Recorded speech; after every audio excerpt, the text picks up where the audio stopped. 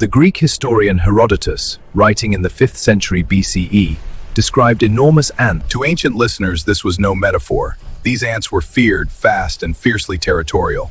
In reality, scholars believe the legend may have been inspired by Himalayan marmots, whose digging revealed gold.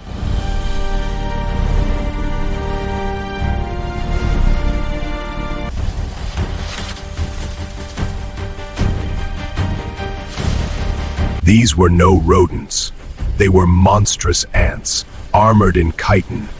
In reality, Earth once belonged to birds of astonishing size, Argentavis, with a wings. In Arabian lore, there was the roc, a bird so enormous it could lift elephants into the air. Across the same ancient world, stories spoke not of the earth, but of the sky.